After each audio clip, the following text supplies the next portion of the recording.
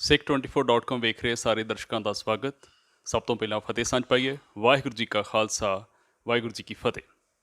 ਇਸ ਵੇਲੇ ਮੇਰੇ ਨਾਲ ਸਿੱਖ ਆਗੂ ਸਰਦਾਰ ਸੁਖਦੇਵ ਸਿੰਘ ਭੌਰ ਹਾਜ਼ਰ ਨੇ। ਗੱਲਬਾਤ ਦਾ ਵਿਸ਼ਾ ਸ਼੍ਰੋਮਣੀ ਗੁਰਦੁਆਰਾ ਪ੍ਰਬੰਧਕ ਕਮੇਟੀ ਬਾਰੇ ਵੀ ਹੋਊਗਾ ਅਤੇ ਇਸ ਦੇ ਨਾਲ ਹੀ ਥੋੜ੍ਹੇ ਸਮੇਂ ਦੇ ਵਿੱਚ ਵਿਚਾਲੇ ਸ੍ਰੀ ਗੁਰੂ ਤੇਗ ਬਹਾਦਰ ਸਾਹਿਬ ਜੀ ਮਹਾਰਾਜ ਜੀ ਦਾ 400 ਸਾਲਾ ਪ੍ਰਕਾਸ਼ ਪੁਰਬ ਆ ਰਿਹਾ, ਉਸ ਸੰਬੰਧਤ ਵੀ ਗੱਲਬਾਤ। ਅਤੇ ਭਾਰਤ ਵਿੱਚ ਅਜੋਕੇ ਸਮੇਂ ਦੇ ਵਿੱਚ ਜਿਵੇਂ ਕਿ ਭਾਰਤੀ ਜਨਤਾ ਪਾਰਟੀ ਸਰਕਾਰ ਰਾਜ ਕਰ ਰਹੀ ਆ ਅਤੇ ਉਸ ਦੇ ਜੋ ਪਿਛੋਕੜ ਦੇ ਵਿੱਚ RSS ਜਿਹੜਾ ਇੱਕ ਹਿੰਦੂਆਂ ਦਾ ਇੱਕ ਫਾਸ਼ੀਵਾਦੀ ਵਰਗ ਆ ਉਹ ਕੰਮ ਕਰਦਾ, ਉਸ ਦੀ ਘੱਟ ਗਿਣਤੀਆਂ ਪ੍ਰਤੀ ਕੀ ਪਹੁੰਚ ਆ, ਉਸ ਬਾਬਤ ਵੀ ਅਸੀਂ ਕੁਝ ਗੱਲਾਂ ਕਰਨੀਆਂ ਨੇ। ਸਰਦਾਰ ਸੁਖਦੇਵ ਸਿੰਘ ਭੌਰ ਬਾਰੇ ਦੱਸਦੇ ਹਾਂ ਕਿ ਇਹ ਸ਼੍ਰੋਮਣੀ ਗੁਰਦੁਆਰਾ ਪ੍ਰਬੰਧਕ ਕਮੇਟੀ ਦੇ ਸਾਬਕਾ ਜਨਰਲ ਸਕੱਤਰ ਰਹੇ ਆ ਅਤੇ ਜਦੋਂ ਪੰਜਾਬ ਦੇ ਵਿੱਚ ਬੇਅਦਬੀਆਂ ਦਾ ਦੌਰ ਵੱਡੇ ਪੱਧਰ 'ਤੇ ਚੱਲਿਆ ਉਸ ਵੇਲੇ ਇਹਨਾਂ ਨੇ ਅਸਤੀਫਾ ਦੇ ਦਿੱਤਾ ਸੀ। ਸੋ ਗੱਲਬਾਤ ਦੇ ਵਿੱਚ ਮੈਂ ਉਹਨਾਂ ਨੂੰ ਸੱਦਾ ਦਿਆਂ। ਵਾਹਿਗੁਰੂ ਜੀ ਕਾ ਖਾਲਸਾ, ਵਾਹਿਗੁਰੂ ਜੀ ਕੀ ਫਤਿਹ। ਵਾਹਿਗੁਰੂ ਜੀ ਕਾ ਖਾਲਸਾ, ਵਾਹਿਗੁਰੂ ਜੀ ਕੀ ਫਤਿਹ ਜੀ। ਭੌਰ ਸਾਹਿਬ, ਅੱਜ ਦੀ ਜਿਹੜੀ ਗੱਲਬਾਤ ਆ ਆਪਾਂ ਸ਼ੁਰੂਆਤ ਦੇ ਵਿੱਚ ਇੱਥੋਂ ਕਰੀਏ ਕਿ ਗੁਰੂ ਤੇਗ ਬਹਾਦਰ ਸਾਹਿਬ ਜੀ ਮਹਾਰਾਜ ਦੀ ਜਿਹੜੀ ਸ਼ਹਾਦਤ, ਇਸ ਨੂੰ ਵੱਖ-ਵੱਖ ਤੌਰ 'ਤੇ ਵੇਖਿਆ ਜਾਂਦਾ। ਦੋ ਗੱਲਾਂ ਨੇ ਕਿ ਹਿੰਦ ਦੀ ਚਾਦਰ ਵੀ ਕਿਹਾ ਜਾਂਦਾ ਅਤੇ ਇਸ ਦੇ ਨਾਲ ਹੀ ਆਪਾਂ ਸੁਣਦੇ ਜਪਦੇ ਹਾਂ ਕਿ ਪ੍ਰਗਟ ਪਏ ਗੁਰੂ ਤੇਗ ਬਹਾਦਰ, ਸਗਲ ਸ੍ਰਿਸ਼ਟ ਪੈ ਢਾਪੀ ਚਾਦਰ। ਤੁਸੀਂ ਕਿਸ ਨੁਕਤੇ ਨਾਲ ਮਹਾਰਾਜ ਦੇ ਆਗਮਨ ਨੂੰ, ਮਹਾਰਾਜ ਦੀ ਸ਼ਹਾਦਤ ਨੂੰ ਉਹ ਕਿਸ ਪ੍ਰਸੰਗ ਵਿੱਚ ਵਿਚਾਰਦੇ ਹੋ ਅਤੇ ਵਿਆਖਿਆ ਕਰਦੇ ਹੋ? ਦੇਖੋ, ਸ੍ਰੀ ਗੁਰੂ ਤੇਗ ਬਹਾਦਰ ਸਾਹਿਬ ਜੀ ਮਹਾਰਾਜ ਦਾ ਜੀਵਨ ਕਾਲ ਜਿਹੜਾ ਬਹੁਤ ਸੰਘਰਸ਼ਮਈ ਹੈ ਔਰ ਉਸ ਸਮੇਂ ਦੇ ਵਿੱਚ ਜਦੋਂ ਉਹਨਾਂ ਤੋਂ ਉਮਰ ਵਿੱਚ ਛੋਟਿਆਂ ਨੂੰ, ਰਿਸ਼ਤੇ ਵਿੱਚ ਛੋਟਿਆਂ ਨੂੰ ਗੁਰਤਾ ਗੱਦੀ ਮਿਲ ਗਈ, ਉਹਨਾਂ ਨੂੰ ਕੋਈ ਇਸ ਤਰ੍ਹਾਂ ਦੀ ਝਾਕ ਵੀ ਨਹੀਂ ਸੀ ਵੀ ਉਹਨਾਂ ਨੇ ਗੁਰਤਾ ਗੱਦੀ ਦੀ ਪ੍ਰਾਪਤੀ ਕਰਨੀ ਹੈ ਜਾਂ ਨਹੀਂ ਹੋਈ। ਮਾਤਾ ਗੁਜਰੀ ਜੀ ਦਾ ਬਹੁਤ ਵੱਡਾ ਸਾਥ ਉਹਨਾਂ ਨੂੰ ਮਿਲਿਆ। ਸਬਰ, ਸੰਤੋਖ, ਸਿਦਕ ਦੀ ਮੂਰਤ ਮਾਤਾ ਗੁਜਰੀ ਜੀ ਨੇ ਹਰ ਹੀਲੇ ਉਹਨਾਂ ਦਾ ਸਾਥ ਦਿੱਤਾ ਔਰ ਉਹਨਾਂ ਦੇ ਜਿਹੜੇ ਸੰਘਰਸ਼ਮਈ ਜੀਵਨ ਦੇ ਵਿੱਚ ਬਹੁਤ ਵੱਡਾ ਯੋਗਦਾਨ ਪਾਇਆ। ਨਿਰਸੰਦੇਹ ਗੁਰੂ ਸਾਹਿਬਾਨ ਬੇਸ਼ੱਕ 9ਵੇਂ ਪਾਤਸ਼ਾਹ ਨੇ ਜਾਂ ਬਾਕੀ 9 ਪਾਤਸ਼ਾਹੀਆਂ ਨੇ, ਉਹਨਾਂ ਦਾ ਜੀਵਨ ਕਿਸੇ ਵਿਸ਼ੇਸ਼ ਖਿੱਤੇ ਲਈ ਸੀਮਤ ਨਹੀਂ ਹੈ, ਕਿਸੇ ਵਿਸ਼ੇਸ਼ ਧਰਮ ਲਈ ਸੀਮਤ ਨਹੀਂ ਹੈ, ਨਾ ਕਿਸੇ ਵਿਸ਼ੇਸ਼ ਮੁਲਕ ਦੇ ਲਈ ਸੀਮਤ ਹੈ। ਉਹਨਾਂ ਦਾ ਸੰਦੇਸ਼ ਸਾਰੀ ਲੁਕਾਈ ਦੇ ਲਈ ਹੈ, ਸਾਰੀ ਮਨੁੱਖਤਾ ਦੇ ਲਈ ਹੈ। ਇਹ ਮੂਰਖ ਲੋਕ ਨੇ ਜਿਹੜੇ ਕਈ ਵਾਰੀ ਗੁਰੂ ਸਾਹਿਬ ਦੇ ਪਰਉਪਕਾਰਾਂ ਨੂੰ, ਗੁਰੂ ਸਾਹਿਬ ਦੇ ਸੰਦੇਸ਼ ਨੂੰ ਕਿਸੇ ਖਾਸ ਮੁਲਕ ਦੇ ਵਿੱਚ ਦੀਆਂ ਬਲਗਣਾ 'ਚ ਕੈਦ ਕਰਨਾ ਚਾਹੁੰਦੇ ਨੇ ਜਾਂ ਕਿਸੇ ਖਾਸ ਵਿਸ਼ੇਸ਼ ਧਰਮ ਦੀਆਂ ਬਲਗਣਾ 'ਚ ਕੈਦ ਕਰਨਾ ਚਾਹੁੰਦੇ ਨੇ। ਗੁਰੂ ਸਾਹਿਬਾਨਾਂ ਨੇ ਜਿੰਨੀ ਵੀ ਘਾਲਣਾ ਘਾਲੀ ਹੈ ਉਹ ਸਾਰੀ ਮਨੁੱਖਤਾ ਦੇ ਭਲੇ ਲਈ ਘਾਲੀ ਹੈ ਔਰ ਮਨੁੱਖਤਾ ਜਿੱਥੇ ਜਿੱਥੇ ਵੀ ਪੀੜਤ ਸੀ, ਸੱਚੇ ਪਾਤਸ਼ਾਹ ਨੇ ਆਪਣੇ ਪਿੰਡੇ 'ਤੇ ਵੀ ਸਾਰਾ ਕੁਝ ਹੰਢਾ ਕੇ ਉਹਦੀ ਰਾਖੀ ਕੀਤੀ। ਜਿੱਥੋਂ ਤੱਕ ਗੁਰੂ ਤੇਗ ਬਹਾਦਰ ਸਾਹਿਬ ਮਹਾਰਾਜ ਦੀ ਸ਼ਹਾਦਤ ਦਾ ਜ਼ਿਕਰ ਤੁਸੀਂ ਕੀਤਾ, ਸਤਿਗੁਰੂ ਸਾਹਿਬ ਜੀ ਦੀ ਸ਼ਹਾਦਤ ਧਰਮ ਦੀ ਰੱਖਿਆ ਦੇ ਲਈ ਸੀ, ਕਿਸੇ ਹਿੰਦੂ ਦੀ ਰੱਖਿਆ ਲਈ ਨਹੀਂ ਸੀ, ਕਿਸੇ ਇੱਕ ਵਿਸ਼ੇਸ਼ ਫਿਰਕੇ ਦੀ ਰੱਖਿਆ ਦੇ ਲਈ ਨਹੀਂ ਸੀ। ਉਹਦੇ ਵਿੱਚ ਜਿਹੜਾ ਜ਼ੁਲਮ ਕਰਨ ਵਾਲਾ ਕੋਈ ਹੋ ਸਕਦਾ ਹੈ, ਮਜ਼ਲੂਮ ਕੋਈ ਹੋਰ ਵੀ ਹੋ ਸਕਦਾ ਹੈ। ਅਤੇ ਗੁਰੂ ਨਾਨਕ ਸਾਹਿਬ ਦੇ ਸੰਦੇਸ਼ ਤੋਂ ਹੀ ਆਰੰਭ ਹੋ ਗਿਆ ਸੀ ਵੀ ਮਜ਼ਲੂਮ ਦਾ ਰੱਖਿਅਕ ਬਣਨਾ ਗੁਰੂ ਖਾਲਸਾ ਪੰਥ ਦੇ ਪਾਂਧੀ ਨੇ ਔਰ ਉਹਨਾਂ ਨੇ ਇਸ ਫਲਸਫੇ ਦੇ ਉੱਤੇ ਪਹਿਰਾ ਦਿੱਤਾ। ਜਦੋਂ ਧਰਮ ਨਿਰਪੱਖਤਾ ਖਤਰੇ ਵਿੱਚ ਪੈ ਗਈ, ਉਹਨਾਂ ਨੇ ਫਿਰ ਆਪਣੇ ਆਪ ਨੂੰ ਉਹਦਾ ਟਾਕਰਾ ਕਰਨ ਦੇ ਲਈ ਪੇਸ਼ ਕੀਤਾ ਔਰ ਉਸ ਟਾਕਰਾ ਕਰਦਿਆਂ ਸਮਿਆਂ ਉਹਨਾਂ ਦੇ ਸਾਥੀ ਜਿਹੜੇ ਆ ਉਹਨਾਂ ਨੂੰ ਦੇਗਿਆਂ 'ਚ ਉਬਾਲ ਦਿੱਤਾ ਗਿਆ, ਆਰਿਆਂ ਨਾਲ ਚੀਰ ਦਿੱਤਾ ਗਿਆ, ਅੱਗ ਵਿੱਚ ਲਪੇਟ ਕੇ, ਰੂੰ ਵਿੱਚ ਲਪੇਟ ਕੇ ਜਿਉਂਦੇ ਸਾੜ ਦਿੱਤਾ ਗਿਆ। ਗੁਰੂ ਸਾਹਿਬ ਨੂੰ ਸ਼ਹਾਦਤ ਦੇਣੀ ਪਈ। ਅਕੀਦਿਆਂ ਦੇ ਪੱਕੇ ਲੋਕ, ਵਿਸ਼ਵਾਸ ਦੇ ਪੱਕੇ ਲੋਕ, ਸਤਿਗੁਰੂ ਸਾਹਿਬ, ਅਕਾਲ ਪੁਰਖ ਵਾਹਿਗੁਰੂ ਦੇ ਭਾਣੇ ਵਿੱਚ ਰਹਿਣ ਵਾਲੇ ਲੋਕ ਕਸ਼ਟਾਂ ਦੀ ਪਰਵਾਹ ਨਹੀਂ ਕਰਦੇ। ਉਹਨਾਂ ਦਾ ਆਦਰਸ਼ ਕਮਜ਼ੋਰ ਨਾ ਹੋ ਜਾਏ, ਉਹਨਾਂ ਨੂੰ ਇਸ ਗੱਲ ਦੀ ਚਿੰਤਾ ਹੁੰਦੀ ਹੈ ਔਰ ਜਿਸ ਸਾਬਤ ਕਦਮੀ ਉਹਨਾਂ ਦੇ ਸਿੱਖਾਂ ਨੇ ਪਹਿਰਾ ਦਿੱਤਾ ਔਰ ਗੁਰੂ ਸਾਹਿਬ ਨੇ ਖੁਦ ਪਹਿਰਾ ਦਿੱਤਾ, ਇਹ ਇੱਕ ਮਿਸਾਲ ਹੈ ਜਿਹੜੀ ਸਾਰੀ ਦੁਨੀਆ ਦੇ ਸਾਹਮਣੇ ਔਰ ਇਹ ਸਾਰੀ ਦੁਨੀਆ ਦੇ ਇਨਸਾਫ ਪਸੰਦ ਲੋਕਾਂ ਲਈ, ਧਰਮ ਨਿਰਪੱਖ ਲੋਕਾਂ ਦੇ ਲਈ ਇੱਕ ਚਾਨਣ ਮੁਨਾਰੇ ਦੀ ਤਰ੍ਹਾਂ। ਗੱਲ ਕਰੀਏ ਹੁਣ ਸਿੱਖ ਸੰਸਥਾਵਾਂ ਬਾਰੇ। ਗੁਰੂ ਸਾਹਿਬ ਜੀ ਦਾ ਸੰਖੇਪ ਰੂਪ 'ਚ ਤੁਸੀਂ ਇਤਿਹਾਸ ਚਿਤਵਿਆ।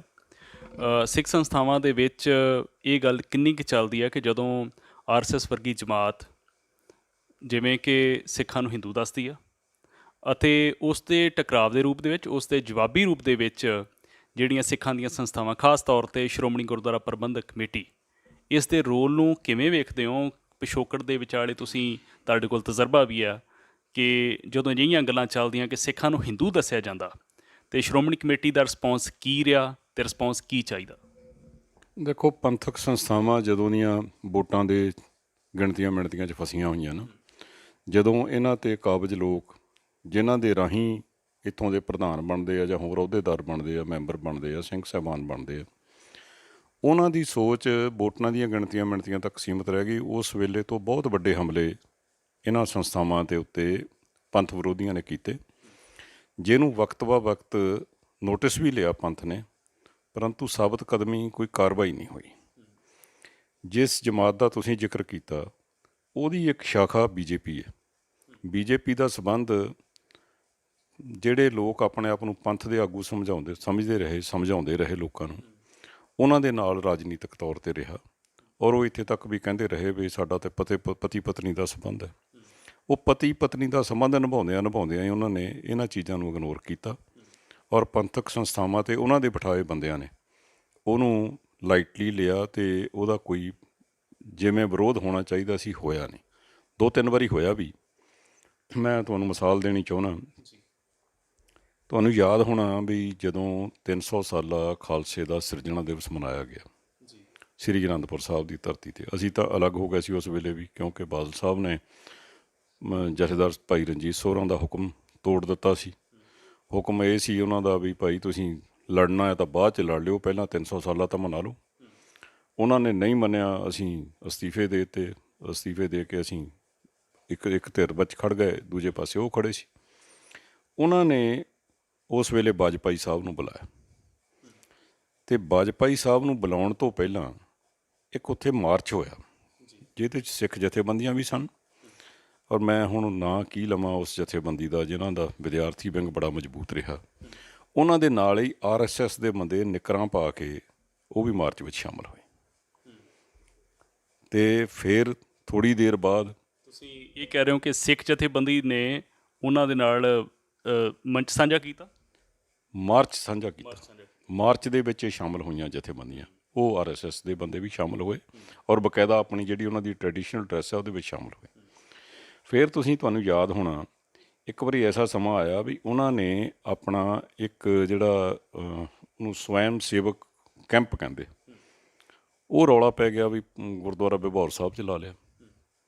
ਉਹਦਾ ਬੜਾ ਵਿਰੋਧ ਹੋਇਆ। ਉਹ 4 ਕੁ ਦਿਨ ਰੌਲਾ ਪਿਆ, ਗੱਲ ਖਤਮ ਹੋ ਗਈ, ਕਿਸੇ ਨੇ ਉਹਦਾ ਨੋਟਿਸ ਨਹੀਂ ਲਿਆ। ਫਿਰ ਇਹਨਾਂ ਨੇ ਐਲਾਨ ਕਰ ਦਿੱਤਾ, ਇਸੇ ਰਾਸ਼ਟਰੀ ਸਿੱਖ ਸੰਗਤ ਨੇ। ਇੱਥੇ ਰੋਕ ਕੇ ਪੁੱਛਣਾ ਚਾਹੁੰਦਾ, ਜਿਹੜਾ ਬਿਭੌਰ ਸਾਹਿਬ ਦੇ ਵਿੱਚ RSS ਨੇ ਕੈਂਪ ਲਾਇਆ, ਉਹਦੀ ਕੋਈ ਤਾਂ ਪ੍ਰਵਾਨਗੀ ਦਿੰਦਾ ਹੋਊ ਨਾ? ਇਹ ਤਾਂ ਉਸ ਵੇਲੇ ਦਾ ਪ੍ਰਧਾਨ ਦੱਸ ਸਕਦਾ। ਇਹ ਉਹਨਾਂ ਦਿਨਾਂ ਦੀ ਗੱਲ ਹੈ, ਮੇਰੇ ਖਿਆਲ ਸ਼ਾਇਦ 99 ਤੋਂ 2002 ਦੇ ਵਿੱਚ ਦੀ ਗੱਲ ਹੈ, ਪਹਿਲਾਂ ਦੀ ਨਹੀਂ ਹੈ। ਅੱਛਾ, ਫਿਰ ਕੀ ਹੋਇਆ, ਇਹਨਾਂ ਨੇ ਜਦੋਂ ਇਹਨਾਂ ਦਾ ਇੰਨਾ ਮੂੰਹ ਪੈ ਗਿਆ, ਇੰਨਾ ਵੱਧ ਗਿਆ ਕੰਮ, ਫਿਰ ਇਹਨਾਂ ਨੇ ਕੀ ਕੀਤਾ, 10ਵੇਂ ਪਾਤਸ਼ਾਹ ਦਾ ਪ੍ਰਕਾਸ਼ ਦਿਹਾੜਾ ਮੰਦਰਾਂ 'ਚ ਮਨਾਉਣ ਦਾ ਐਲਾਨ ਕਰ ਦਿੱਤਾ।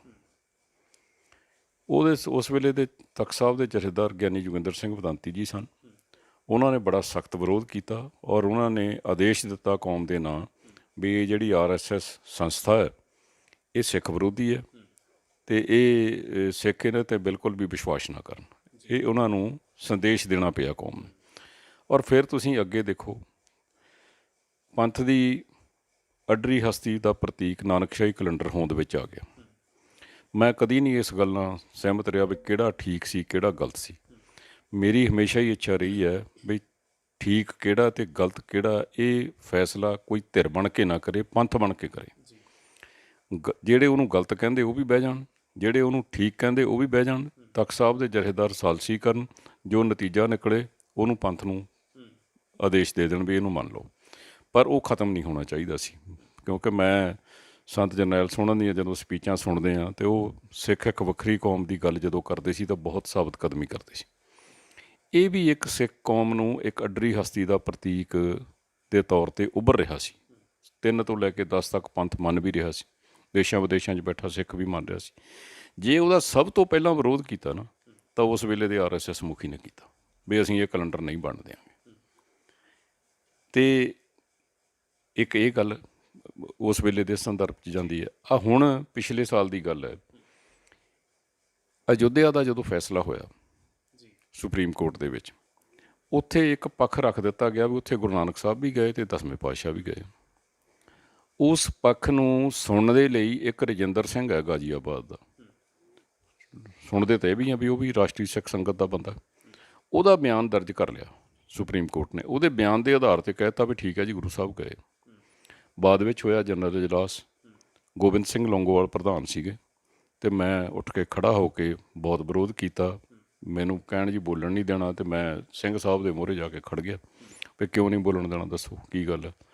ਜਦੋਂ ਫਿਰ ਮੈਂ ਦੱਸੀ ਸਾਰੀ ਗੱਲ ਵੀ ਤੁਹਾਨੂੰ ਸ਼ਰਮ ਆਉਣੀ ਚਾਹੀਦੀ ਹੈ ਵੀ ਸੁਪਰੀਮ ਕੋਰਟ ਭਾਰਤ ਦੀ ਸਭ ਤੋਂ ਵੱਡੀ ਸੰਸਥਾ, ਕਾਨੂੰਨੀ ਸੰਸਥਾ, ਸਭ ਤੋਂ ਵੱਡੀ ਅਦਾਲਤ ਹੈ, ਉਹਦੇ ਵਿੱਚ ਇੱਕ ਰਜਿੰਦਰ ਸਿੰਘ ਜਿਹਨੂੰ ਲੋਕ ਜਾਣਦੇ ਨਹੀਂ, ਉਹਦੇ ਬਿਆਨਾਂ ਦੇ ਆਧਾਰ 'ਤੇ ਇਹ ਸਾਬਤ ਕਰ ਦਿੱਤਾ ਗਿਆ ਵੀ ਗੁਰੂ ਸਾਹਿਬ ਉੱਥੇ ਗਏ। ਅਤੇ ਤੁਸੀਂ ਕੀ ਕਰਦੇ ਆ, ਅਕਾਲ ਤਖਤ ਕਿੱਥੇ ਗਿਆ ਅਤੇ ਸ਼੍ਰੋਮਣੀ ਕਮੇਟੀ ਕਿੱਥੇ ਗਈ? ਤੁਹਾਡੀ ਹੋਂਦ ਹਸਤੀ ਖਤਮ ਹੋ ਗਈ। ਕਿਉਂ ਨਹੀਂ ਸੁਪਰੀਮ ਕੋਰਟ ਨੇ ਅਕਾਲ ਤਖਤ ਅਤੇ ਸ਼੍ਰੋਮਣੀ ਕਮੇਟੀ ਨੂੰ ਪੁੱਛਿਆ? ਮੈਂ ਯੂਨੈਨੀਮਸਲੀ ਮਤਾ ਕਰਾਇਆ ਉੱਥੇ ਵੀ ਇਸ ਕੇਸ ਦੀ ਪੈਰਵਾਈ ਕੀਤੀ ਜਾਵੇ ਔਰ ਸ਼੍ਰੋਮਣੀ ਕਮੇਟੀ ਅਤੇ ਅਕਾਲ ਤਖਤ ਸਾਹਿਬ ਦਾ ਪੱਖ ਰੱਖ ਕੇ ਬਕਾਇਦਾ ਸਾਰੀ ਗੱਲ ਨੂੰ ਕਲੀਅਰ ਕੀਤਾ ਜਾਵੇ ਵੀ ਗੁਰੂ ਸਾਹਿਬ ਗਏ ਆ ਕਿ ਨਹੀਂ ਗਏ। ਇਹ ਰਜਿੰਦਰ ਸਿੰਘ ਕੌਣ ਹੁੰਦਾ ਕਰਨ ਵਾਲਾ? ਮਤਾ ਪ੍ਰਵਾਨ ਹੋ ਗਿਆ, ਪਰ ਅੱਜ ਤੱਕ ਕਿਸੇ ਨੇ ਕੋਈ ਕਾਰਵਾਈ ਨਹੀਂ ਕੀਤੀ। ਉਹ ਜਿੰਨੀ ਵਾਹ ਚੱਲਦੀ ਆ ਉਹਨਾਂ ਦੀ, ਉਹ ਇਹ ਸਾਬਤ ਕਰਨ ਦੇ ਵਿੱਚ ਲੱਗਦੇ ਆ ਵੀ ਇਹ ਕੋਈ ਅੱਡਰੀ ਕੌਮ ਨਹੀਂ ਹੈ, ਇਹ ਸਾਡੇ ਵਿੱਚੋਂ ਹੀ ਨਿਕਲੇ ਹੋ ਆ, ਸਾਡੇ ਵਰਗੇ ਹੀ ਆ। ਅਤੇ ਜਦ ਕਿ ਸਾਡਾ ਸਾਰਾ ਹੀ ਸਭ ਕੁਛ ਹੀ ਉਹਨਾਂ ਨਾਲੋਂ ਅਲੱਗ ਹੈ।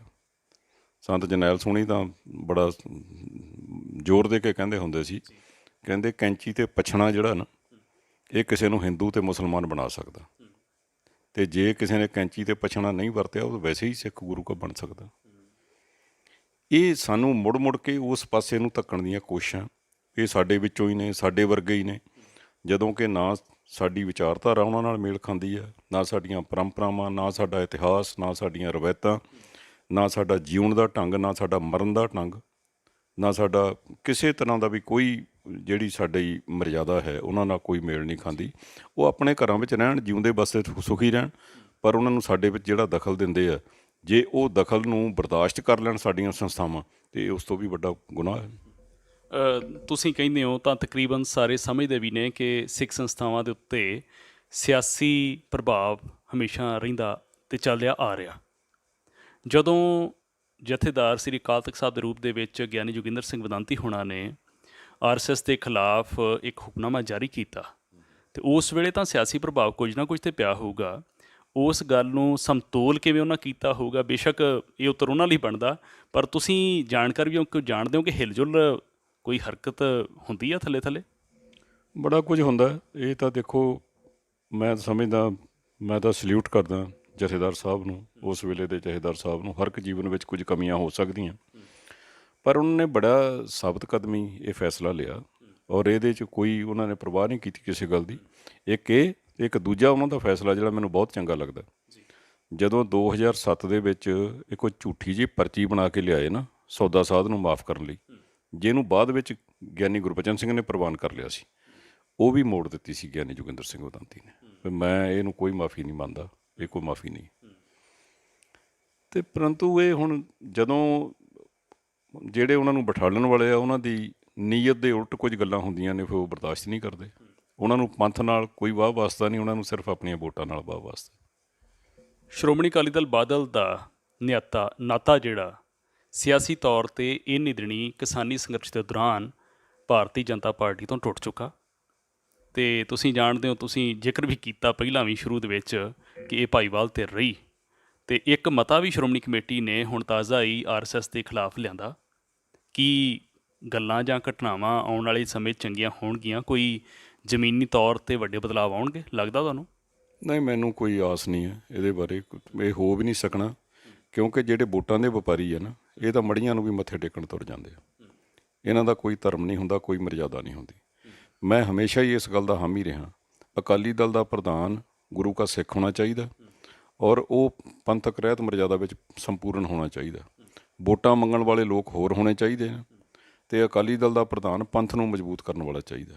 ਉਹ ਕੋਈ ਚੋਣ ਨਾ ਲੜੇ, ਕੋਈ ਕੁਛ ਨਾ ਕਰੇ, ਉਹ ਪੰਥ ਦੀ ਪੈਰਵਾਈ ਕਰੇ, ਪੰਥ ਦੀ ਟਾਸਕ ਫੋਰਸ ਨੂੰ ਸੁਰਜੀਤ ਰੱਖੇ, ਉਹਦਾ ਸੁਭਾਅ ਇੱਦਾਂ ਦਾ ਹੋਣਾ ਚਾਹੀਦਾ। ਅਤੇ ਜਦੋਂ ਕਿਸੇ ਵੀ ਪਾਰਟੀ ਦਾ, ਕਿਸੇ ਵੀ ਕੌਮ ਦਾ ਲੀਡਰ ਵਪਾਰੀ ਬਣ ਜਾਏ ਅਤੇ ਫਿਰ ਕੌਮਾਂ ਤਾਂ ਭਿਖਾਰੀ ਬਣ ਜਾਣੀ। ਉਹ ਕਿਸੇ ਵੇਲੇ ਵੀ ਵੇਚ ਸਕਦਾ, ਕਿਸੇ ਨੂੰ ਵੀ ਵੇਚ ਸਕਦਾ।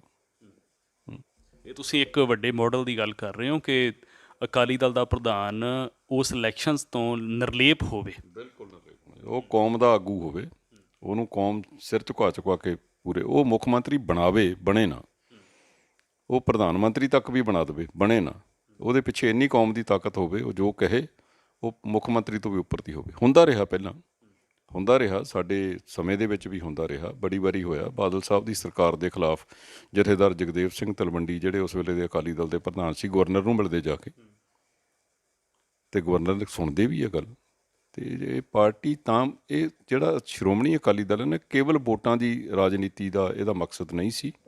ਇਹ ਖਾਲਸਾ ਜੀ ਕੇ ਬੋਲਬਾਲੇ ਲਈ ਪੈਦਾ ਹੋਇਆ ਸੀ। ਅਤੇ ਜੇ ਸ਼੍ਰੋਮਣੀ ਅਕਾਲੀ ਦਲ ਦਾ ਪ੍ਰਧਾਨ ਪੰਥਕ ਹੋਏਗਾ ਤਾਂ ਪੰਥਕ ਸੰਸਥਾਵਾਂ ਵੀ ਬਚ ਜਾਣਗੀਆਂ। ਅਤੇ ਜੇ ਉਹਨੂੰ 20 ਵੋਟਾਂ ਦਾ ਲਾਲਚ ਹੋਏਗਾ ਤਾਂ ਉਹ ਵੀ ਕਿਸੇ ਵੀ ਸੰਸਥਾ ਨੂੰ ਵੇਚ ਸਕਦਾ ਹੋਏਗਾ, ਜਿਵੇਂ ਹੁਣ ਵਿਕ ਰਹੀ ਹੈ। ਅਤੇ ਜੇ ਉਹਦੇ ਜ਼ਿਹਨ ਵਿੱਚ ਅਕਾਲ ਪੁਰਖ ਵਾਹਿਗੁਰੂ ਦਾ ਪੈ ਹੋਏਗਾ, ਉਹ ਐਲਾਨ ਕਰਕੇ ਤੁਰੇ ਵੀ ਮੈਂ ਅਤੇ ਮੇਰਾ ਪਰਿਵਾਰ ਕੋਈ ਚੋਣ ਨਹੀਂ ਲੜੂਗਾ, ਮੈਂ ਪੰਥ ਨੂੰ ਮਜ਼ਬੂਤ ਕਰੂੰਗਾ, ਮੈਂ ਪੰਥਕ ਜਥੇਬੰਦੀ ਨੂੰ ਮਜ਼ਬੂਤ ਕਰਾਂਗਾ, ਅਤੇ ਮੇਰਾ ਖਿਆਲ ਬਹੁਤ ਵੱਡੇ ਮਸਲੇ ਹੱਲ ਹੋ ਸਕਦੇ। ਇੱਕ ਸਿਹਤਮੰਦ ਨੁਕਤਾਚੀਨੀ ਨੂੰ ਵੀ ਇਹ ਕਹਿ ਦਿੱਤਾ ਜਾਂਦਾ ਕਿ ਤੁਸੀਂ ਕਾਂਗਰਸ ਦੇ ਏਜੰਟ ਹੋ। ਇਹੋ ਜਿਹਾ ਤੁਸੀਂ ਵੀ ਖੁਦ ਜਾਣਦੇ ਹੋ ਕਿ ਉਸ ਗੱਲ ਦੀ ਕੋਈ ਗੁੰਜਾਇਸ਼ ਹੀ ਨਹੀਂ ਬਚੀ ਕਿ ਕੋਈ ਸਿਹਤਮੰਦ ਨੁਕਤਾਚੀਨੀ ਵੀ ਕਰ ਸਕੇ। ਇਹ ਸਿੱਖਾਂ 'ਚ ਨਾ ਬੜੀ ਵੱਡੀ ਘਾਟ ਆ ਗਈ ਆ ਵੀ ਅਸੀਂ ਜੋ ਕਹਿੰਦੇ ਹਾਂ, ਅਸੀਂ ਕਹਿੰਦੇ ਵੀ ਉਹੀ ਠੀਕ ਹੈ, ਦੂਜੇ ਦੀ ਸੁਣਨ ਨੂੰ ਤਿਆਰ ਨਹੀਂ। ਸਾਨੂੰ ਦੂਜੇ ਦੀ ਸੁਣਨੀ ਵੀ ਚਾਹੀਦੀ ਹੈ, ਆਪਣੀ ਸੁਣਾਉਣੀ ਵੀ ਚਾਹੀਦੀ ਹੈ। ਔਰ ਇਹ ਬਾਦਲਾਂ ਦੇ ਕੋਲ ਤਾਂ ਖਾਸ ਕਰਕੇ ਕੋਈ ਹਥਿਆਰ ਹੈ, ਉਹ ਤਾਂ ਹਰ ਆਪਣੇ ਵਿਰੋਧੀ ਨੂੰ ਝੱਟ ਦੇਣੀ ਕਹਿ ਦਿੰਦੇ ਵੀ ਕਾਂਗਰਸ ਦਾ ਏਜੰਟ ਹੈ। ਅਤੇ ਉਹ ਭੁੱਲ ਜਾਂਦੇ ਆ, ਮੈਂ ਤਾਂ ਕਈ ਬੰਦੇ ਉਂਗਲੀਆਂ 'ਤੇ ਗਿਣਾ ਸਕਦਾ ਜਿਹੜੇ ਕਾਂਗਰਸ 'ਚੋਂ ਲਿਆ ਕੇ ਉਹਨਾਂ ਨੇ ਜ਼ਿਲ੍ਹਿਆਂ ਦੇ ਪ੍ਰਧਾਨ ਬਣਾ ਦਿੱਤੇ, ਅਕਾਲੀ ਦਲ ਦੇ ਵੱਡੇ ਅਹੁਦੇਦਾਰ ਬਣਾ ਦਿੱਤੇ, ਜਿਨ੍ਹਾਂ ਨੂੰ ਟਿਕਟਾਂ ਪਹਿਲਾਂ ਦਿੱਤੀਆਂ ਅਤੇ ਸ਼ਾਮਲ ਬਾਅਦ 'ਚ ਕਰਾਇਆ। ਹੁਣ ਵੀ ਇਹ ਹੰਸਰਾਜ ਜੋਸਨ ਹੈ, ਜਿਹਨੂੰ ਪਹਿਲਾਂ ਟਿਕਟ ਦਾ ਵਾਅਦਾ ਕੀਤਾ ਅਤੇ ਸ਼ਾਮਲ ਬਾਅਦ 'ਚ ਕਰਾਇਆ। ਅਤੇ ਜਿਹੜੇ ਫਿਰ ਬਾਦਲਾਂ ਨਾਲ ਰਲ ਜਾਂਦੇ ਆ, ਉਹ ਦੁੱਧ ਧੋਤੇ ਹੋ ਜਾਂਦੇ। ਇਹ ਸਿਰਫ ਟੁੱਚਰਾਂ ਆ। ਖਾਲਸਾ ਪੰਥ ਨੂੰ ਇਹਨਾਂ ਗੱਲਾਂ ਦਾ ਖਿਆਲ ਰੱਖਣਾ ਚਾਹੀਦਾ। ਔਰ ਖਾਲਸਾ ਪੰਥ ਨੂੰ ਦੇਖੋ, ਹਰ ਜਮਾਤ ਵਿੱਚ ਹਰ ਇੱਕ ਵਿਅਕਤੀ ਮਾੜਾ ਨਹੀਂ ਹੁੰਦਾ। ਮੈਂ ਤਾਂ ਜਿਸ ਦਿਨ ਅਸਤੀਫਾ ਦਿੱਤਾ ਸੀ ਨਾ, 18 ਅਕਤੂਬਰ 2015 ਨੂੰ, 14 ਤਰੀਕ ਨੂੰ ਗੋਲੀ ਚੱਲੀ ਹੈ, 18 ਨੂੰ ਮੈਂ ਅਸਤੀਫਾ ਦਿੱਤਾ ਸੀ। ਅਤੇ ਮੈਂ ਉਸ ਦਿਨ ਵੀ ਕਹਿ ਕੇ ਆਇਆ ਸੀ ਸੁਖਬੀਰ ਨੂੰ, 8 ਅਕਤੂਬਰ ਨੂੰ ਮੇਰੇ ਨਾਲ ਉਹਦੀ ਮੀਟਿੰਗ ਹੋਈ ਸੀ, ਅਤੇ ਮੈਂ ਉਹਨੂੰ ਕਹਿ ਕੇ ਆਇਆ ਸੀ, ਮੈਂ ਕਿਹਾ ਸਰਦਾਰ ਜੀ ਮਤ ਭੁੱਲਿਓ, ਜੇ ਸਿੱਖਾਂ ਨੂੰ 84 ਨਹੀਂ ਭੁੱਲੀ ਅਤੇ ਭੁੱਲਣੀ ਬਰਗਾੜੀ ਵੀ ਹੈ ਨਹੀਂ, ਹਮੇਸ਼ਾ ਹੀ ਪੰਥ ਦੇ ਨਿਸ਼ਾਨੇ 'ਤੇ ਰਹੋਗੇ। ਅਤੇ ਇਹ ਕੌਮਾਂ ਨਹੀਂ ਭੁੱਲਦੀਆਂ ਹੁੰਦੀਆਂ। ਹੁਣ ਜੋ ਕੁਛ ਇਨਸਾਫ ਦੇ ਨਾਂ 'ਤੇ ਖੇਡਾਂ ਖੇਡੀਆਂ ਜਾ ਰਹੀਆਂ, ਜੋ ਕੁਛ ਹੋ ਰਿਹਾ, ਐਡੀ ਵੱਡੀ ਤਫਤੀਸ਼ ਨੂੰ ਮਿੱਟੀ ਘੱਟੇ 'ਚ ਰੋਲ ਦੇਣਾ ਜਿਹੜਾ ਅੱਜ ਤੱਕ ਨਹੀਂ ਹੋਇਆ, ਇਹ ਜੇ ਕੌਮਾਂ ਦੇ ਲੀਡਰ ਮਜ਼ਬੂਤ ਹੋਣ। ਅਤੇ ਮੈਂ ਉਸ ਦਿਨ ਜਿਹੜਾ ਹੁਣ ਜਨਰਲ ਹਾਊਸ ਬਜਟ ਦਾ ਨਿਕਲ ਕੇ ਹਟਿਆ, ਮੈਂ ਖੜ ਕੇ ਬੋਲਿਆ ਉਸ ਦਿਨ ਬਈ ਮੈਨੂੰ ਦੱਸੋ ਜਥੇਦਾਰੋ, ਮੈਂ ਹੀ ਕਿਹਾ ਸੀ ਬਰਗਾੜੀ ਦੇ ਜਿਹੜਾ ਕਾਂਡ ਹੋਇਆ, ਅਸੀਂ ਹਰ ਸਾਲ ਰੌਲਾ ਪਾਉਂਦੇ, ਤੁਸੀਂ ਨਿੰਦਾ ਦਾ ਪ੍ਰਸਤਾਵ ਨਹੀਂ ਪਾਉਂਦੇ। ਜਗੀਰ ਕੌਰ ਨੇ ਮਤਾ ਤਾਂ ਪਾਸ ਕਰ ਦਿੱਤਾ ਉਹ, ਅਤੇ ਮੈਂ ਪੁੱਛਿਆ ਸੀ ਵੀ ਕਿਹਦੇ ਖਿਲਾਫ ਕੀਤਾ?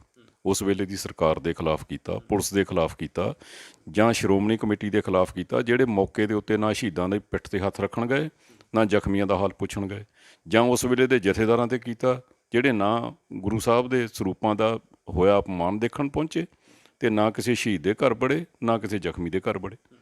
ਉਹਦਾ ਕੋਈ ਉੱਤਰ ਨਹੀਂ ਸੀ। ਹੁਣ ਗੁਰੂ ਗ੍ਰੰਥ ਸਾਹਿਬ ਮਹਾਰਾਜ ਦੀ ਸਭ ਤੋਂ ਵੱਡੀ ਧਿਰ ਸ੍ਰੀ ਅਕਾਲ ਤਖਤ ਸਾਹਿਬ ਹੈ।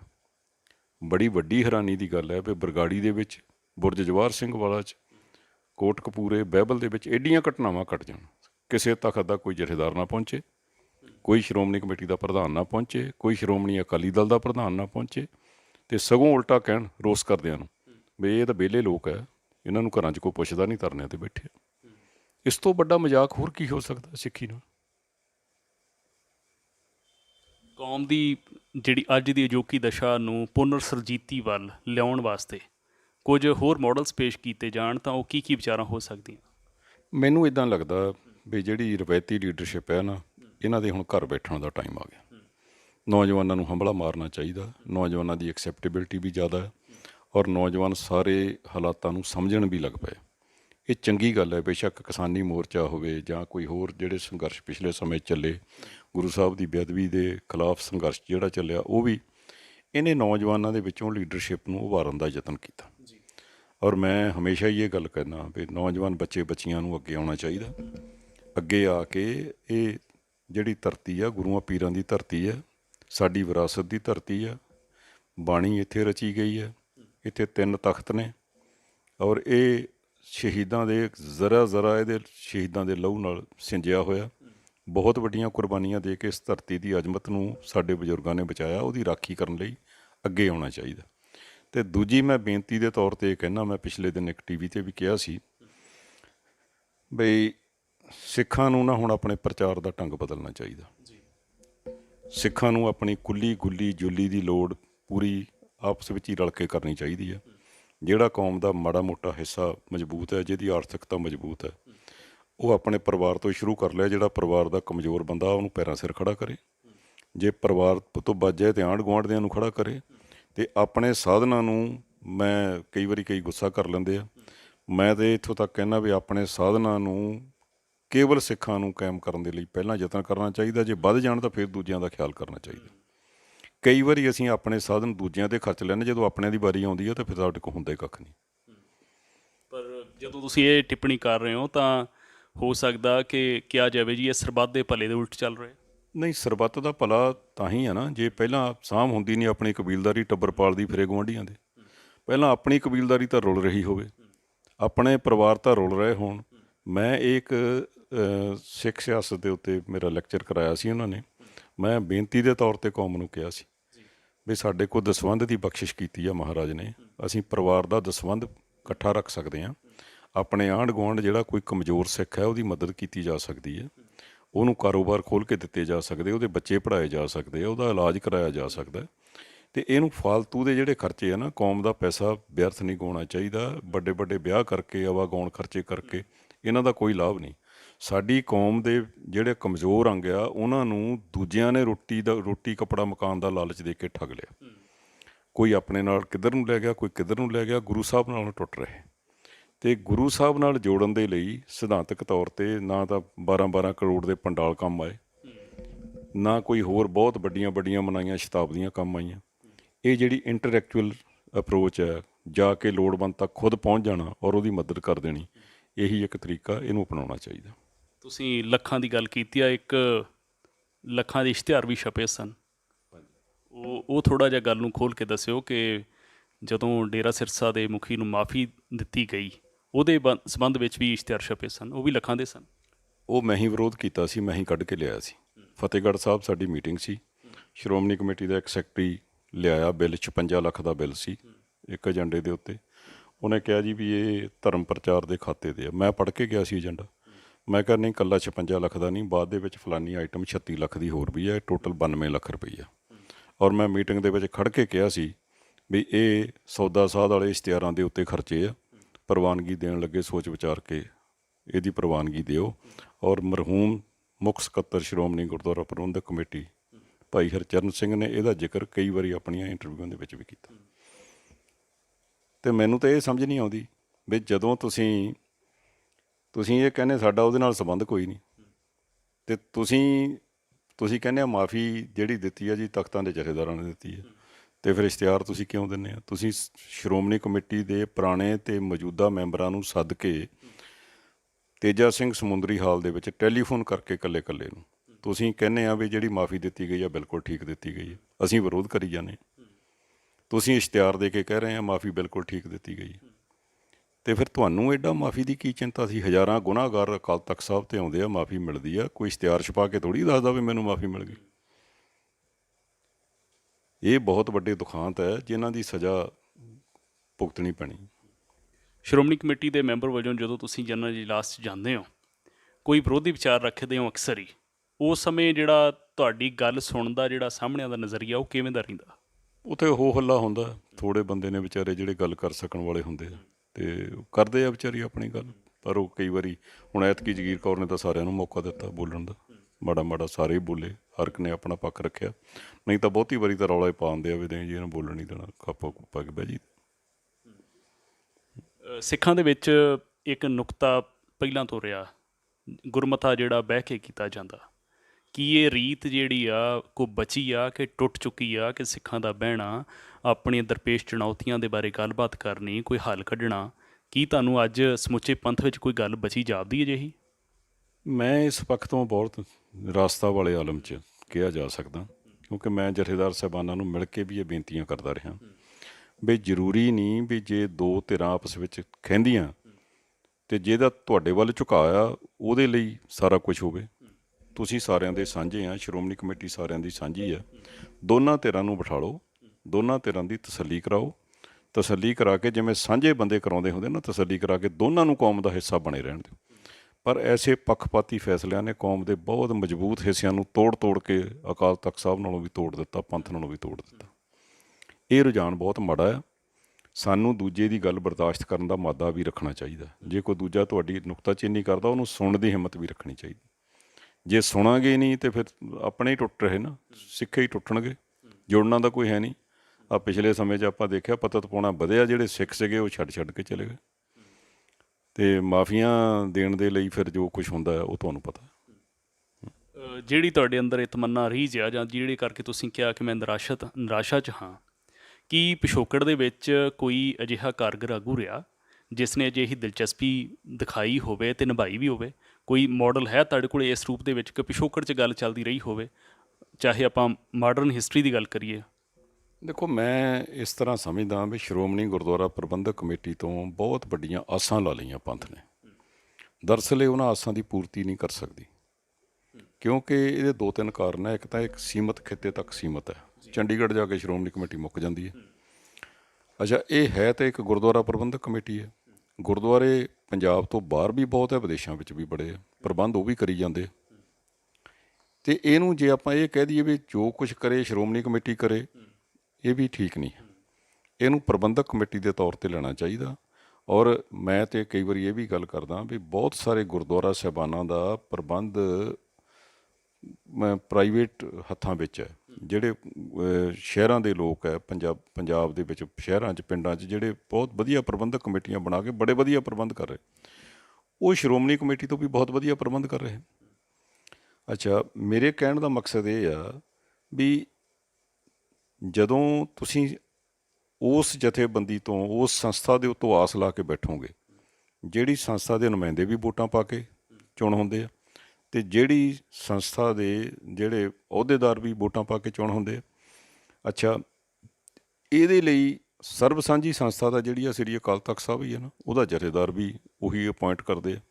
ਚਲੋ, ਜੇ ਜਥੇਦਾਰ ਨੂੰ ਅਪੁਆਇੰਟ ਕਰ ਵੀ ਦਿੱਤਾ, ਅਤੇ ਜਥੇਦਾਰ ਫਿਰ ਆਪਣੀ ਭੂਮਿਕਾ ਇਹ ਨਿਭਾਵੇ ਵੀ ਉਹ ਇੱਕ ਸਾਂਝੇ, ਜਿਵੇਂ ਜੱਜ ਹੁੰਦਾ ਨਾ ਸਾਰੀ ਕੌਮ ਦਾ, ਸੁਪਰੀਮ ਜੱਜ, ਸੁਪਰੀਮ ਕੋਰਟ ਹੈ ਸਾਡੀ ਸ੍ਰੀ ਅਕਾਲ ਤਖਤ ਸਾਹਿਬ, ਉਹ ਫਿਰ ਵਿਤਕਰਾ ਨਾ ਕਰੇ। ਉਹ ਕੌਮ ਦਾ ਜਿਹੜਾ ਵੀ ਅੰਗ ਹੈ ਉਹਦੀ ਤਸੱਲੀ ਕਰਾਵੇ। ਇਹ ਨਾ ਹੋਵੇ ਵੀ ਜੇ ਕਿਸੇ ਨੂੰ ਕਿਸੇ ਦੀ ਗੱਲ ਚੰਗੀ ਨਹੀਂ ਲੱਗਦੀ ਗੋਲੀ ਮਾਰ ਕੇ ਮਾਰ ਦਿਓ। ਉਹਦੇ ਨਾਲ ਕੌਮੀ ਕੁੜੱਤਣ ਵੱਧਦੀ ਆ, ਕੌਮ ਦੇ ਵਿੱਚ ਧੜੇਬਾਜ਼ੀ ਵੱਧਦੀ ਆ, ਕੌਮ ਦੇ ਹਿੱਸੇ ਵੰਡੇ ਜਾਂਦੇ ਆ। ਇਹਨੂੰ ਜੋੜਨ ਵਾਲੇ ਪਾਸੇ ਤੁਰਿਆ ਨਹੀਂ ਜਾਂਦਾ। ਇਹ ਕੰਮ ਇਕੱਲੀ ਸ਼੍ਰੋਮਣੀ ਕਮੇਟੀ ਵੀ ਨਹੀਂ ਕਰ ਸਕਦੀ, ਕਿਉਂਕਿ ਸ਼੍ਰੋਮਣੀ ਕਮੇਟੀ ਦੀਆਂ ਤੁਸੀਂ ਆਪ ਹੀ ਤੁਸੀਂ ਦੇਖਿਆ, ਉਹਨਾਂ ਦੀਆਂ ਪ੍ਰਾਇਰਟੀਜ਼ ਹੋਰ ਹੋ ਜਾਂਦੀਆਂ। ਪੰਥ ਹੋਰ ਚੀਜ਼ ਹੈ, ਸ਼੍ਰੋਮਣੀ ਕਮੇਟੀ ਹੋਰ ਚੀਜ਼ ਹੈ। ਪੰਥ ਨੂੰ ਬਚਾਉਣ ਦੇ ਲਈ ਪੰਥ ਨੂੰ ਹੀ ਕਾਰਵਾਈ ਕਰਨੀ ਪੈਣੀ ਹੈ, ਅਤੇ ਉਹ ਪੰਥਕ ਸੰਸਥਾਵਾਂ ਅੱਗੇ ਕਰਦੀਆਂ ਰਹੀਆਂ। ਬੇਸ਼ੱਕ ਸ਼੍ਰੋਮਣੀ ਕਮੇਟੀ ਜਥੇਦਾਰਾਂ ਦੀ ਨਿਯੁਕਤੀ ਕਰਦੀ ਹੈ, ਪਰ ਪੁਰਾਤਨ ਰਵਾਇਤ ਰਹੀ ਹੈ, ਜਦੋਂ ਤੱਕ ਸ੍ਰੀ ਅਕਾਲ ਤਖਤ ਸਾਹਿਬ ਨੂੰ ਸਮਰਪਿਤ ਸਾਰੀਆਂ ਸੰਸਥਾਵਾਂ, ਜਥੇਬੰਦੀਆਂ, ਸੰਪਰਦਾਵਾਂ ਆ ਕੇ ਉਸ ਜਥੇਦਾਰ ਨੂੰ ਸਰੋਪਾ ਨਾ ਦੇਣ, ਉਹ ਆਪਣਾ ਕਾਰਜਭਾਰ ਨਹੀਂ ਸੀ ਸੰਭਾਲ ਸਕਦਾ। ਇਹ ਨਹੀਂ ਹੈ ਵੀ ਅੰਦਰ ਵੜ ਕੇ ਤੁਸੀਂ ਜਥੇਦਾਰ ਬਣਾ ਦਿਓ। ਕੌਮ ਦੀ ਪ੍ਰਵਾਨਗੀ ਬਹੁਤ ਜ਼ਰੂਰੀ ਹੈ, ਔਰ ਕੌਮ ਦੇ ਇਹਨਾਂ ਹਿੱਸਿਆਂ ਨੂੰ, ਜਿਹੜੀਆਂ ਸੰਪਰਦਾਵਾਂ ਨੇ, ਟਕਸਾਲਾਂ ਨੇ, ਮਿਸ਼ਨਰੀ ਨੇ, ਜਾਂ ਨੌਜਵਾਨ ਜਥੇਬੰਦੀਆਂ ਨੇ ਜਿਹੜੀਆਂ ਪ੍ਰਚਾਰ ਵਿੱਚ ਲੱਗੀਆਂ, ਇਹਨਾਂ ਨੂੰ ਆਪਣੀ ਭੂਮਿਕਾ ਨਿਭਾਉਂਦੇ ਰਹਿਣਾ ਚਾਹੀਦਾ। ਸਿਰਫ ਆਲੋਚਨਾ ਦੇ ਲਈ ਨਹੀਂ, ਸਕਾਰਾਤਮਕ ਜਿਹੜੀ ਭੂਮਿਕਾ ਨਿਭਾਉਣੀ ਚਾਹੀਦੀ ਹੈ। ਇਸ ਵੇਲੇ ਸਾਰੇ ਸਿੱਖ ਤਕਰੀਬਨ ਮਹਿਸੂਸ ਕਰਦੇ ਆ ਕਿ ਸ਼੍ਰੋਮਣੀ ਕਮੇਟੀ ਜਿਹੜੀ ਹੈ ਇੱਕ ਸਿਆਸੀ ਗ੍ਰਿਪ ਦੇ ਵਿੱਚ ਆ, ਇੱਕ ਸਿਆਸੀ ਮੁੱਠੀ ਦੇ ਵਿੱਚ ਆ। ਕੀ ਤੁਹਾਨੂੰ ਆਉਣ ਵਾਲੇ ਸਮੇਂ ਦੇ ਵਿੱਚ ਕੋਈ ਸੂਰਜ ਇਹੋ ਜਿਹਾ ਦਿਸਦਾ ਚੜ੍ਹਦਾ ਕਿ ਕੋਈ ਇਹ ਚੀਜ਼ ਜਿਹੜਾ ਹਨੇਰ ਉਹ ਮਿਟ ਸਕੇ?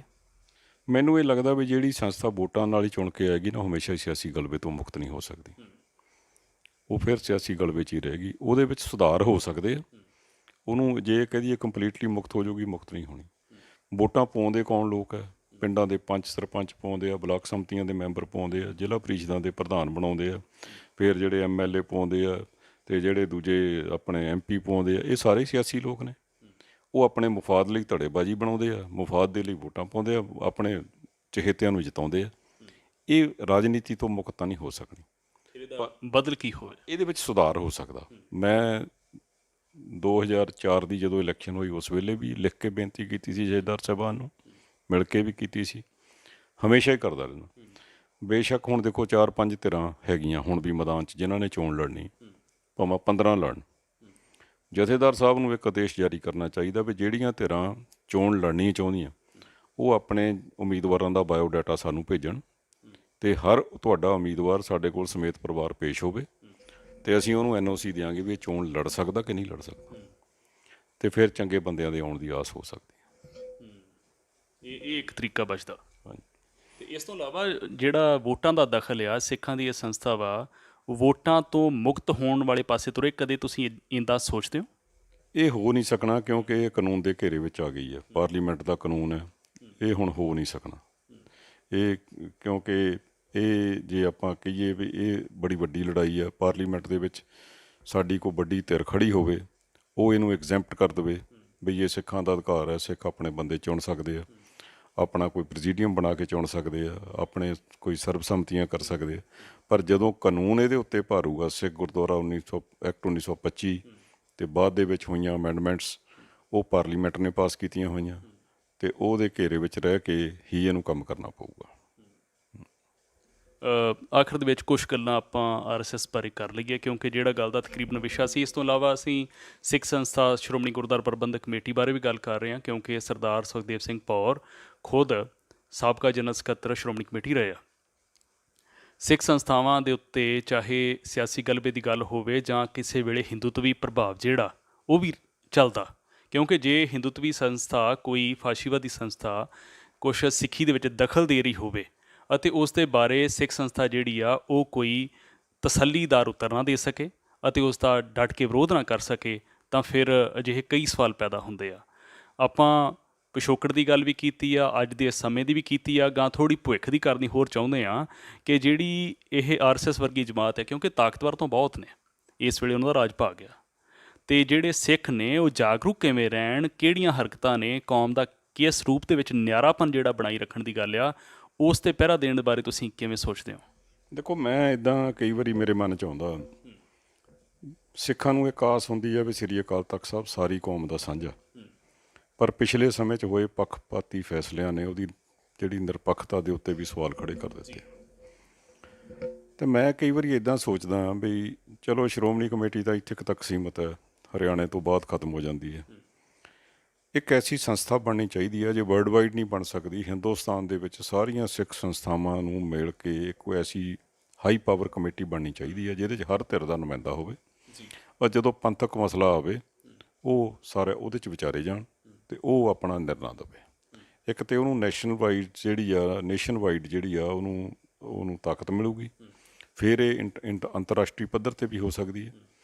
ਅਤੇ ਜਦੋਂ ਸਾਨੂੰ ਡਰ ਲੱਗਦਾ ਵੀ ਉੱਥੇ ਰਾਜਨੀਤਿਕ ਲੋਕ ਫੈਸਲੇ ਬਦਲ ਦਿੰਦੇ ਆ, ਆਹ ਕਰ ਦਿੰਦੇ ਆ, ਫਿਰ ਉਹਦਾ ਇੱਕੋ ਹੀ ਹੱਲ ਹੈ ਵੀ ਪੰਥਕ ਸੋਚ ਵਾਲੇ ਬੰਦਿਆਂ ਦੀ ਇੱਦਾਂ ਦੀ ਤਾਲਮੇਲ ਕਮੇਟੀਆਂ ਬਣ ਸਕਦੀਆਂ, ਏਰੀਏ ਵਾਈਜ਼ ਵੀ ਬਣ ਸਕਦੀਆਂ, ਸਟੇਟ ਵਾਈਜ਼ ਵੀ ਬਣ ਸਕਦੀਆਂ, ਅਤੇ ਉਹ ਬਣਾ ਕੇ ਜਦੋਂ ਕੋਈ ਪੰਥਕ ਮਸਲਾ ਆਵੇ ਉਹਦੇ ਵਿੱਚ ਵਿਚਾਰਿਆ ਜਾਣਾ ਚਾਹੀਦਾ। ਉਹਦੇ 'ਚ ਮਤ ਇਹ ਦੇਖਿਆ ਜਾਵੇ ਵੀ ਆਹ ਫਲਾਨਾ ਟਕਸਾਲੀ ਆ ਤਾਂ ਮੈਂ ਟਕਸਾਲੀ ਨੂੰ ਪਾਉਣਾ, ਮਿਸ਼ਨਰੀ ਆ ਤਾਂ ਮਿਸ਼ਨਰੀ ਨੂੰ ਪਾਉਣਾ। ਉਹਦੇ 'ਚ ਹਰ ਤਰ੍ਹਾਂ ਦੀ ਵੰਨਗੀ ਜਿਵੇਂ ਪੰਥ ਵਿੱਚ ਵਿਚਰਦੀ ਆ, ਉਹ ਨੁਮਾਇੰਦਗੀਆਂ ਲਈਆਂ ਜਾਣ ਸੰਸਥਾਵਾਂ ਦੀ, ਉਹਦਾ ਮੁਖੀ ਲੈ ਲਓ, ਉਹਦਾ ਨਾਲ ਇੱਕ ਬੰਦਾ ਹੋਰ ਲੈ ਲਓ, ਇੱਦਾਂ ਲੈ ਕੇ ਨੁਮਾਇੰਦਗੀ ਬਣਾ ਕੇ ਇਹ ਇੱਕ ਪੰਥਕ ਪਲੇਟਫਾਰਮ ਸਿਰਜਿਆ ਜਾ ਸਕਦਾ, ਜਿਹਦੀ ਮੈਂ ਸਮਝਦਾ ਬੜੀ ਵੱਡੀ ਲੋੜ ਵੀ ਮਹਿਸੂਸ ਕੀਤੀ ਜਾਂਦੀ ਹੈ।